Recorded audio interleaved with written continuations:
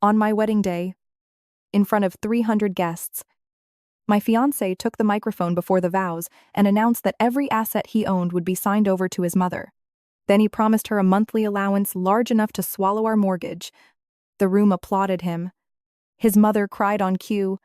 I stood beside them like a prop in my own white dress. What neither of them knew was that my parents' money was already tied up in our future home, and I was about to turn their perfect little performance into evidence. The last note of the wedding march had barely faded when Ethan Cole stepped away from me and reached for the microphone. His mother, Margaret, sat at the center table in a silver gown that looked more expensive than mine. She already had a lace handkerchief pressed to the corner of her eye. Ethan smiled at the guests.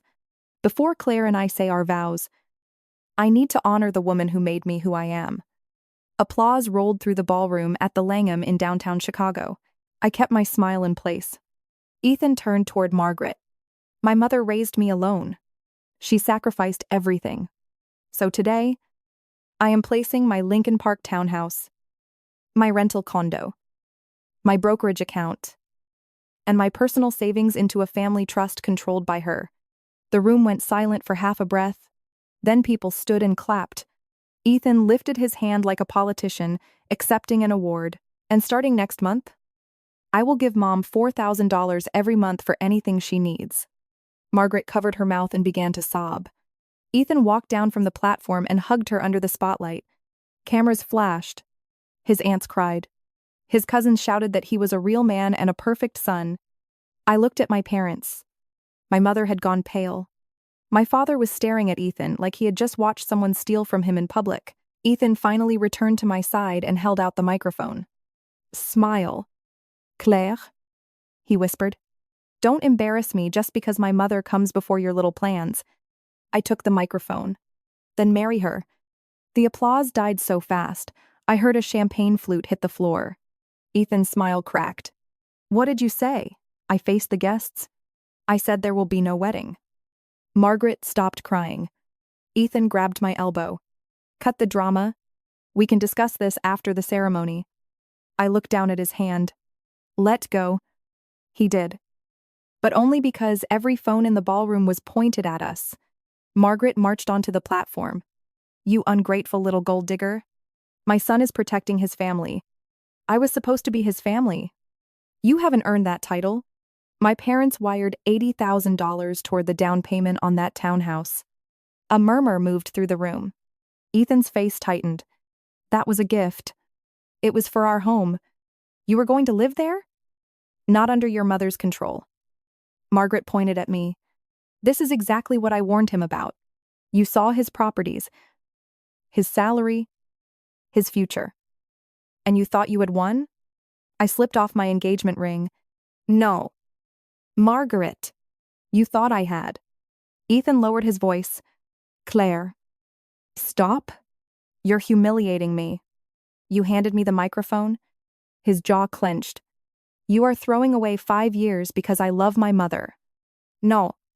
I am walking away because you made a financial decision that controls our entire marriage, announced it in public, and expected me to clap. My money is my business.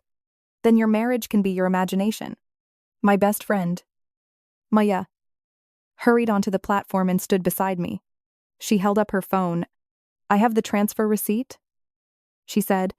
Claire's parents sent the money to the closing account. Ethan promised both names would be on the deed after the wedding. Ethan snapped at her. Stay out of this. Maya smiled without warmth. You made it everyone's business when you put it through the sound system? Some guests laughed. Margaret spun toward them. This isn't funny. That woman is trying to divide a mother and son. I handed Ethan the ring. You don't need help staying together. He stared at the ring in his palm. For the first time, he looked afraid. Claire? Be reasonable. The reception can continue. The gifts will be returned. My attorney will contact you about the down payment. Attorney? Yes. You would sue me? You would keep my parents' money? He looked toward Margaret. That tiny movement told me everything. Even with his wedding collapsing around him, he still needed her answer before he could give me one. Margaret lifted her chin. Let her leave. She'll come crawling back when she realizes no decent man wants a woman who walks out at the altar. I removed my veil and placed it on the table beside the cake knife. A decent man wouldn't need his mother to speak for him. Then I took Maya's hand, walked past the stunned wedding party, and left the ballroom. My parents followed us into the hotel lobby. My mother was crying. My father looked furious. But not with me. "Are you sure?" he asked. "I have never been more sure." Behind us, Ethan shouted my name. I did not turn around. Outside, sunlight reflected off the Chicago River. My dress dragged over the sidewalk. Tourists stared. A cab driver leaned out his window and asked whether I needed help. "I need a lawyer." I said. Maya opened the car door. Good thing I already called one. 2 hours later, I was sitting in the office of Rachel Kim, a civil attorney Maya had worked with on a property dispute. My wedding gown was stuffed into the back seat of my father's car. I had changed into jeans, a black sweater, and the only shoes I could find in my overnight bag. Rachel listened without interrupting. Then she reviewed the bank transfer, the closing emails, Ethan's text messages, and the draft agreement stating that I would be added to the deed after the ceremony. The money was not a casual gift, she said. It was transferred for a shared home based on a marriage that did not happen. We demand repayment. If he refuses, we file. Can he move the house to his mother's trust before we stop him? He can try. We can ask the court to freeze the property while the dispute is pending. Send the demand today. Rachel studied me. You are still wearing bridal makeup. I know. Most people would wait a day. Most people weren't publicly told they had no place in their own marriage. Rachel nodded once. All communication goes through me now. Save every message. Do not meet him alone. My phone showed dozens of missed calls. The messages started with anger. You made me look like a fool. Then came blame. Mom is sick because of you. Then bargaining. I can reduce the allowance. Then love. Please don't erase 5 years over one mistake. I sent one reply. Return $80,000. Contact my attorney. Do not come to my home or my workplace. His answer arrived immediately. Cold. Heartless. After everything I did for you, I blocked him. That night, my parents sat with me at their kitchen table. My mother kept looking at my bare hand. Maybe he panicked, she said. Maybe his mother pressured him. He planned a speech, hired a videographer, and had trust documents prepared. My father pushed the transfer receipt toward me. Get the money back. I will.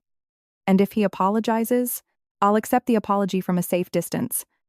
The next morning, Ethan appeared in the lobby of my office.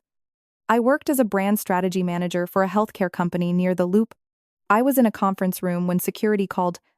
He says he's your fiancé. Not anymore. I went downstairs with my supervisor. Denise? Beside me, Ethan looked like he had slept in his suit. He held my wedding bouquet. Wilted and brown at the edges. Claire. We need to talk. No. You need to leave.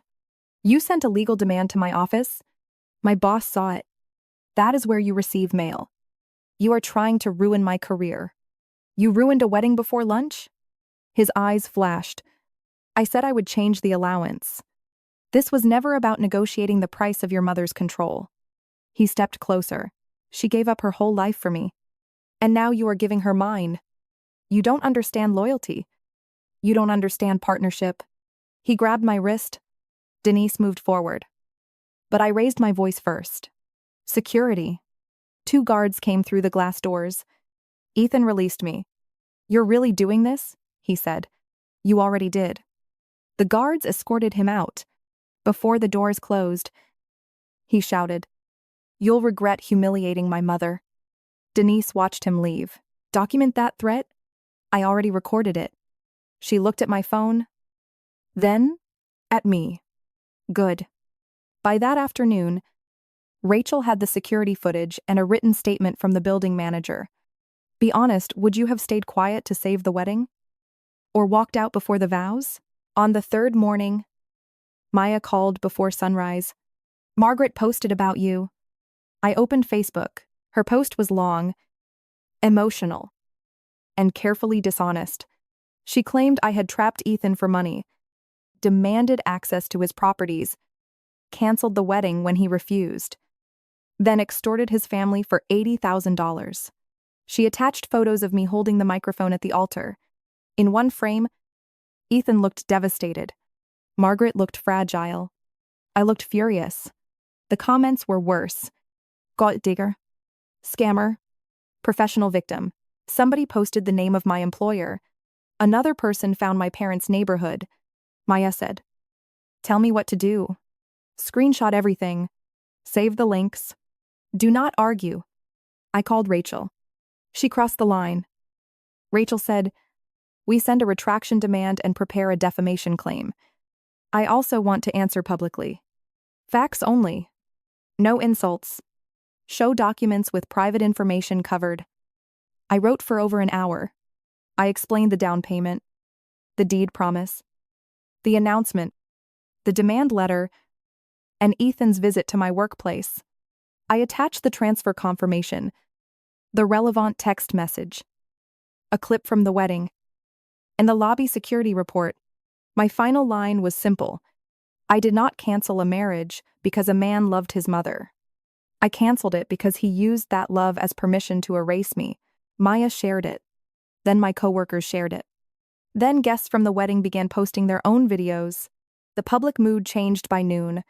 People saw Ethan telling me to smile. They heard Margaret call me a gold digger before I had even mentioned repayment. They watched Ethan admit that my parents' money was tied to the townhouse. Margaret deleted her post. I saved the deletion time too. That evening, Ethan called from a new number. "You got what you wanted. I haven't received the money. My mother is having chest pain because strangers are attacking her. She invited strangers into this. You could take your post down. You could correct the lie. She's my mother. And I was supposed to be your wife." He went quiet. Then his voice changed. Softer. Calculated. Claire. I was overwhelmed. Mom wrote the speech. She said the announcement would prove I wasn't marrying you for access to your family's money. My family's money is in your house. I know. Then return it. I can't. Why? Another silence. Mom moved it. Where? Into a certificate of deposit under her name. I closed my eyes. So, you gave her my parents' money before the wedding? It was temporary. You stole my future and called it a tribute? Don't say that. I just did. I ended the call and sent the recording to Rachel. The next day, Margaret arrived at my parents' house. My father called me before opening the door. I told him to keep the porch camera running and put me on speaker. Margaret stood outside in a camel coat with a cashier's check in her hand. "Tell Claire to take this and stop destroying my son," she said. I answered through the speaker, "Give it to my attorney. I came here out of respect. You posted my parents' neighborhood online? I never posted an address. You posted enough for strangers to find them." She held up the check.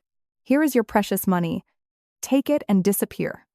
Payment first, written retraction. Second, no contact after that." Her face twisted. "You are 31 years old. Your wedding is dead. Your name is all over the internet. You think men are going to line up for damaged goods?" My father opened the inner door but kept the storm door locked. "Get off my property." Margaret smiled at him. "Your daughter used my son." I spoke before my father could. "Your son came with instructions?" I returned him unopened. Margaret slapped the check against the glass. "You think you've won?" "No. I think I'm done." She left with the check. Rachel called 10 minutes later. "You handled that well? But she should not have direct contact with your family again. We are sending notice today. Do it. Also, someone contacted my office on your behalf." "Who?" "A woman named Sophie Lane." I knew the name. Margaret had introduced Sophie to Ethan at a charity dinner months earlier. She had called her a family friend. "What does she want? To meet?" "She says she has evidence that the wedding announcement was planned to force you out." I felt cold all over. We met Sophie in Rachel's conference room that afternoon. She was younger than me, nervous, and dressed in an oversized sweater. She placed a flash drive on the table. I was supposed to marry Ethan after you left, she said. Rachel did not react. I did. After I left? Sophie nodded. Margaret has been setting us up for months. I liked Ethan. She knew that. A week before your wedding, she told me you would never accept the trust announcement. She said you would make a scene, walk away, and prove you only cared about money. My hands went still. Did Ethan know? I don't know how much. He knew his mother wanted. The assets moved. He knew she hated you. I don't think he knew she had already chosen me. Rachel pointed to the flash drive. What's on it? A recording. Margaret called me from Ethan's kitchen. His security system saved audio because the camera was active. Ethan found it after the wedding and sent it to me. I made a copy. Rachel played the file. Margaret's voice came through clearly. Once he announces the trust, Claire will explode. She has too much pride to stay. Let her cancel it. Then everyone will blame her. Sophie sounded uncertain. What if she doesn't leave? She will? And if she doesn't? Ethan will see what she really is after I push her hard enough. What am I supposed to do? Be available. Be sweet. Be everything Claire refuses to be. Ethan needs a woman who understands that his mother comes first. Then Margaret laughed. If you can make him think you're pregnant? Even better. He'll marry you before he has time to think. The recording ended. No one spoke for several seconds. Sophie wiped her eyes. I agreed at first. I told myself it wasn't real because you would leave on your own. After the wedding, Margaret kept pushing me to lie about being pregnant. I couldn't do it.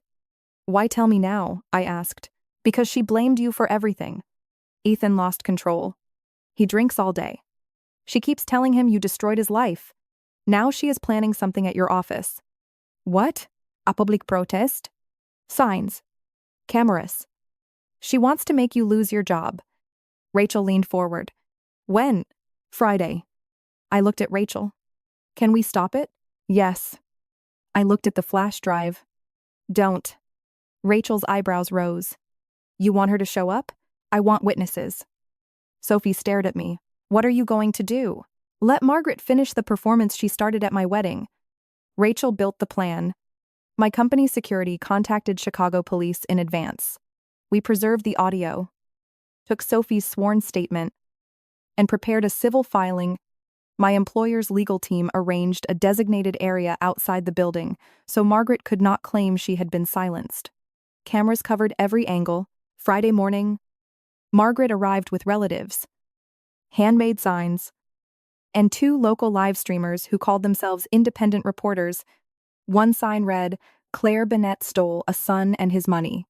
Another read, Justice for Ethan. Margaret stood on the sidewalk with a megaphone. She broke my son's heart, took our money, destroyed his career, and turned the internet against us.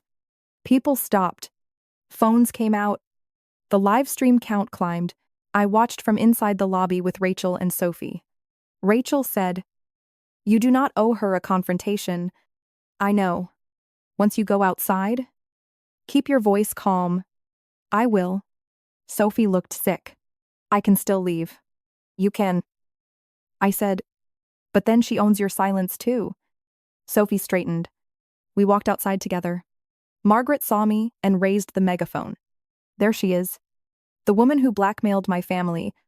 I stopped several feet away. Where is the money you claim I stole? You forced us to repay you.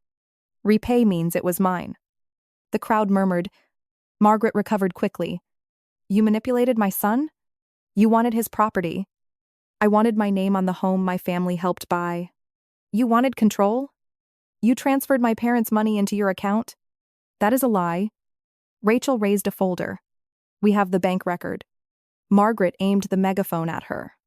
Who are you? Her attorney. For the first time, Margaret looked uncertain. One of the live streamers pushed closer. Mrs. Cole. Did you receive the down payment money? Margaret ignored him and pointed at Sophie. What is she doing here? Sophie stepped forward. Telling the truth? Margaret's face drained. You little liar. You told me Claire would leave after the announcement.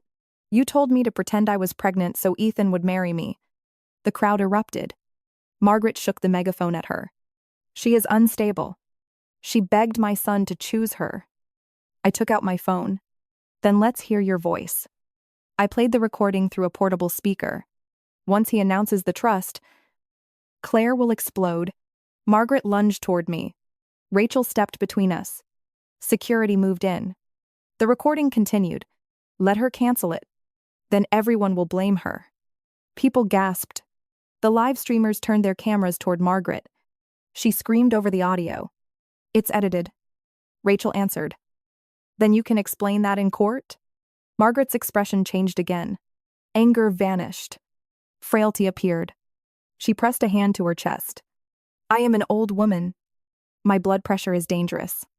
Claire is trying to kill me. I looked at her. You brought a megaphone. She staggered toward Ethan's aunt, then sank onto the sidewalk with one eye open. Checking the cameras, a police officer approached. Ma'am, do you need medical help? Margaret suddenly sat up. I need that woman arrested. For what? She stole from us?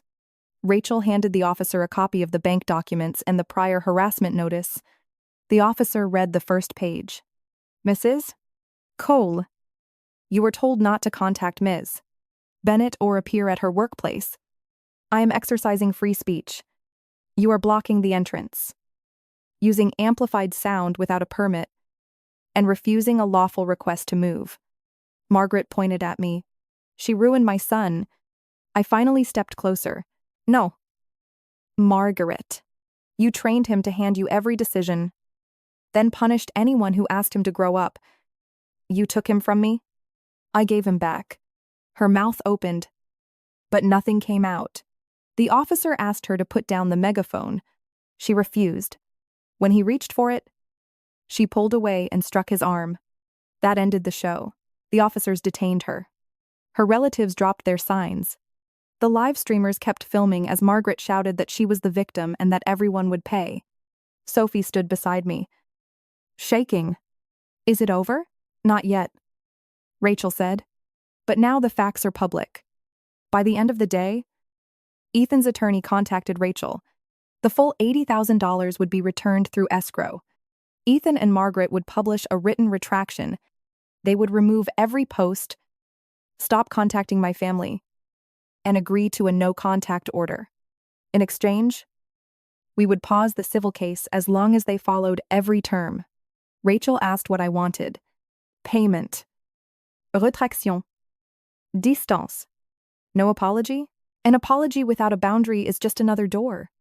The money arrived the following week. Margaret's statement was stiff and humiliating.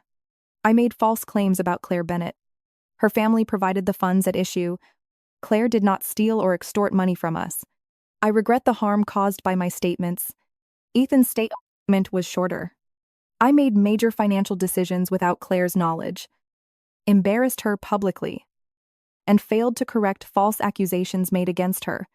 The end of our engagement was the result of my choices. After the posts went live, Ethan asked to speak with me once. With Rachel present, we met in her conference room. He looked thinner. The confidence he wore at the wedding was gone. I didn't know Mom planned Sophie, he said. You knew she planned the trust. I thought it would prove I was a good son. It proved you were not ready to be a husband. He looked down. I keep replaying that day. So do I. The difference is, I like the ending. He flinched. Did you ever love me? I loved the man I thought could make his own decisions. I can change. You should. Just not for me. He swallowed. Mom says you turned everyone against her. Your mother recorded herself? She says Sophie trapped her. Of course she does. He rubbed both hands over his face. I lost my job. The company said my conduct created too much risk. I'm sorry you're dealing with consequences. That doesn't sound like sympathy. It isn't revenge either. He looked at me for a long moment. Is there really no chance? No. One clean word. No speech. No opening. He nodded, stood, and walked to the door. Before leaving, he turned back. What should I have done? Asked me before you announced our life to a ballroom. He left. I never spoke to him again. My parents received every dollar they had contributed. My employer kept me on. And Denise later promoted me to lead a national campaign. Maya helped me donate the wedding dress to a charity that provides formal wear for women rebuilding their lives. The ballroom video stayed online for a while. Strangers called me brave. Others called me cruel. Some said I should have waited until after the ceremony. They did not understand that waiting was exactly what Ethan and Margaret expected. They wanted the legal marriage completed, the audience gone. And the pressure moved behind closed doors. I had spent years being polite around Margaret's insults. I had watched Ethan ask her opinion before choosing apartments, vacations, furniture, and even the date of our wedding. I kept telling myself he was devoted. I kept calling control by a prettier name. At the altar, the name finally fell off. Months later, I walked past the hotel where the wedding had been held. The river was bright under the afternoon sun. A bride and groom were taking pictures near the entrance. She laughed when the wind caught her veil. He reached up and fixed it without being asked. For a second, I remembered the microphone in my hand, the applause turning to silence, and Ethan telling me not to embarrass him. Then I remembered my answer. I did not lose a husband that day. I escaped a contract that required my silence. So tell me honestly, was I right to end it at the altar and expose them? Or should I have handled it in private?